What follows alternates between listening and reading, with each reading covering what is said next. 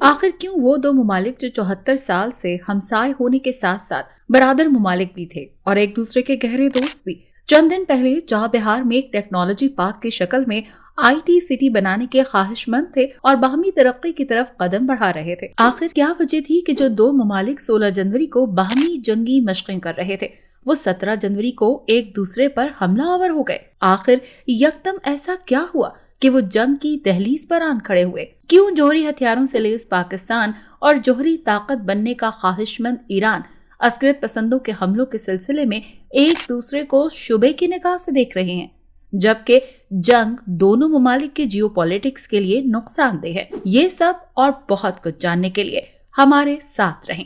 ایران نے جو حالیہ پاکستان پر حملہ کیا، یہ ایران کا اس ہفتے کا تیسرے ملک پر تیسرا حملہ تھا۔ پہلا حملہ انہوں نے عراق پر کیا، جہاں عراق کے بقول انہوں نے موساد کے 2 ایجنٹس کو ٹارگٹ کیا۔ دوسرا حملہ انہوں نے شام پر کیا، ان پراکسیز کے خلاف جو بشار الاسد کے خلاف لڑ رہی ہیں۔ تیسرا حملہ ایران کی سیکیورٹی فورسز نے پاکستان کے فضائی حدود کی خلاف ورزی کرتے ہوئے صوبہ بلوچستان کے ایک سرحدی گاؤں سبز کوہ میں رہائشی علاقے کو نشانہ بنایا، جہاں راکٹ میزائلوں سے حملہ کیا گیا، جس کے نتیجے میں 2 بچیاں شہید ہوئیں اور ایک خاتون زخمی ہوئی۔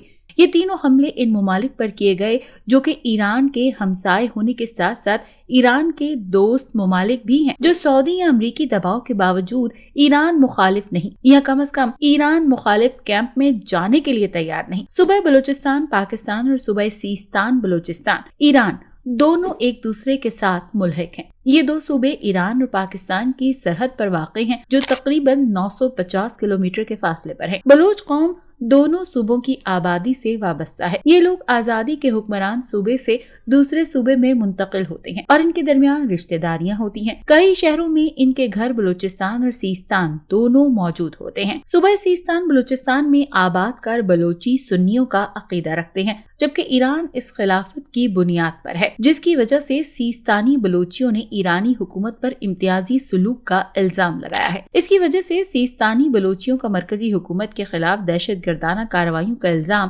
جاری رہا ہے۔ دونوں ملکوں میں بلوچی قوم کو کم از کم 74 سال سے حکومتوں کے خلاف مسلح کارروائیوں کا سامنا کرنا پڑ رہا ہے۔ صوبہ سیستان بلوچستان میں بلوچوں نے بلوچ حقوق کے نام پر جیش العدل نامی تنظیم قائم کی ہے۔ اس تنظیم نے 2018 میں ایرانی بارڈر گارڈ کے 12 اہلکاروں کو اغوا کر لیا تھا، لیکن انہیں پاکستانی سیکیورٹی فورسز کی مدد سے بازیاب کیا گیا تھا۔ Journal of South Asia study کے مطابق دوسری تنظیم جندا اللہ نام رکھتی ہے۔ یہ تنظیم نے 2007 میں بلوچستان کے پہاڑی علاقوں میں 21 ٹرک کے ڈرائیورز کو اغوا کر لیا تھا، لیکن انہیں پاکستانی حکومت نے بازیاب کیا تھا۔ جندال اللہ کے مرکزی لیڈر عبد المالک ریگی کو 2010 میں دبئی سے کرغستان بھیجا گیا تھا۔ عبد المالک ریگی کے مرنے کے